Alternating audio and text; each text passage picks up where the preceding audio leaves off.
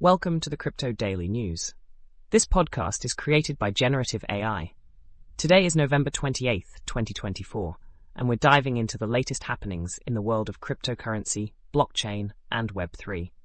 As always, links to all stories can be found in the episode notes. Let's kick things off with Bitcoin's recent market dynamics. The bullish momentum has hit a snag, with prices struggling due to declining demand.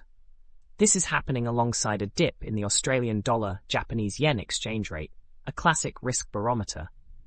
Speculation is rife about a potential interest rate hike by the Bank of Japan in December, which could strengthen the yen as a safe haven currency.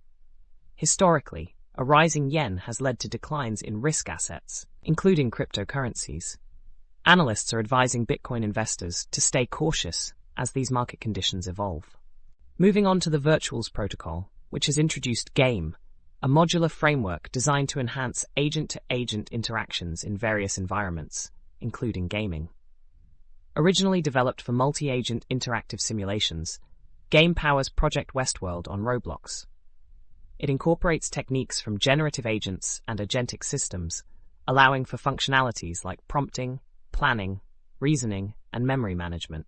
This framework aims to become the open communication standard for the agentverse, enabling agents to autonomously communicate and transact. Next, we explore the potential for Web3 technologies to compete with centralized Web2 giants in the AI sector. Currently dominated by a few large companies, the AI landscape could see a shift as Web3 networks offer more affordable and accessible compute resources. These networks provide censorship resistance, transparency, and social verifiability, attracting users seeking alternatives to centralized models. While Web3 may initially serve niche markets, it could eventually compete more broadly as it improves its developer experience and platform compatibility. In the DeFi space, Instadapp's Fluid is making waves with its new protocol that combines lending and decentralized exchange functionalities. Fluid's unique features, smart collateral and smart debt, allow users to earn yields on both collateral and debt. Since its launch, Fluid has attracted a significant market size and ranks among the top DEXs on Ethereum.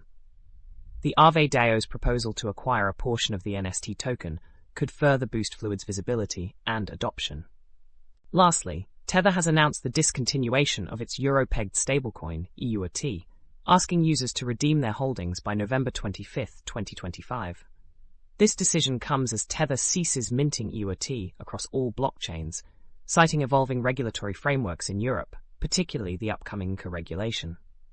Tether plans to focus on supporting MiCA-compliant stablecoins, such as EURq and USDQ, developed by Quantos Payments. The company aims to invest in projects that foster innovation and stability in the financial ecosystem.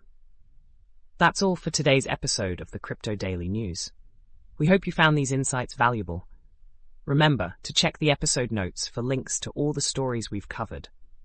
Join us again tomorrow for more updates from the world of cryptocurrency and blockchain. Stay informed and stay ahead.